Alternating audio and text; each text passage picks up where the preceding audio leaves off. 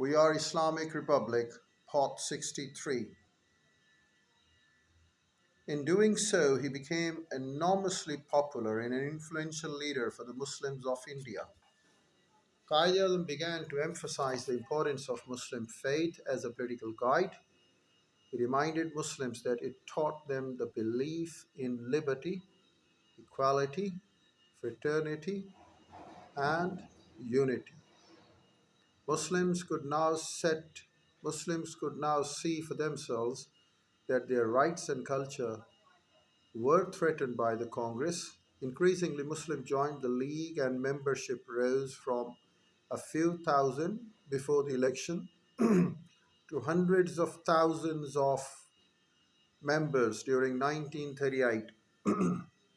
Qaid Azam stressed that only the League spoke for Indian Muslims. Those Muslims inside the Congress, said Qaid Azam, do not and cannot represent Indian Muslims.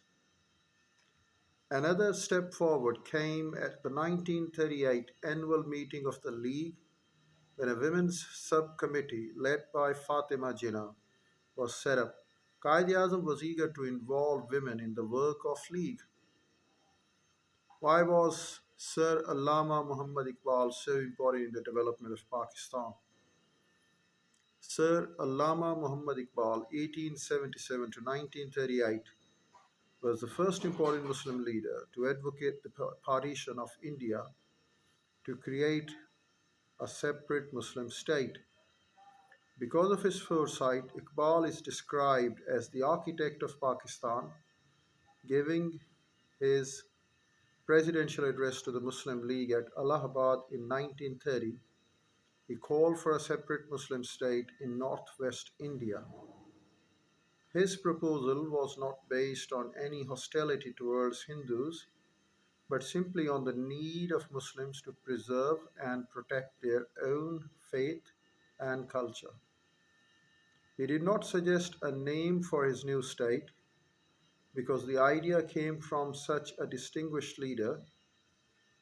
Separatism was seriously considered by many Muslims during 1930s.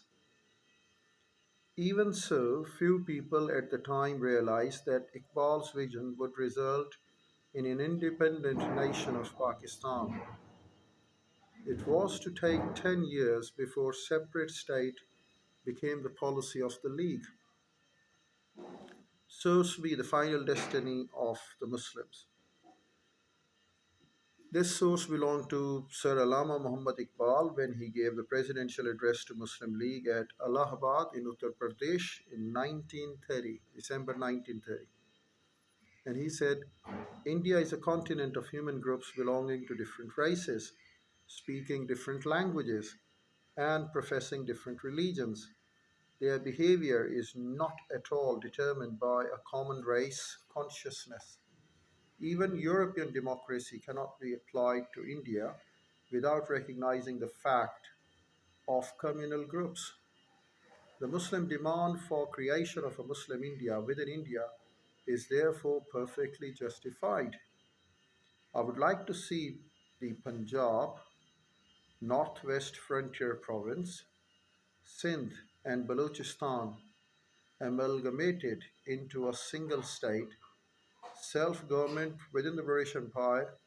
The formation of the consolidated Northwestern Muslim state appears to me to be the final destiny of the Muslims, at least of Northwest India. It was an amazing dream. At the time he made Allahabad address, Iqbal was a highly respected figure. He had many accomplishments, degrees in philosophy from the University of Punjab and Cambridge, and a doctorate from University of Munich in Germany. In London, he studied law and qualified as a barrister. He was also an embellished poet, writing in Urdu and Persian, and in 1922 he was knighted by the British in recognition of his poetry. During his time in Europe, Iqbal saw much that impressed him. However, he disliked the ruthless competition, man against man, nation against nation, which existed under their capitalist system. It contradicted his Muslim belief in universal brotherhood. He was completely opposed to the British control of India. Conquest of the others, he believed, was always wrong and contrary to his faith.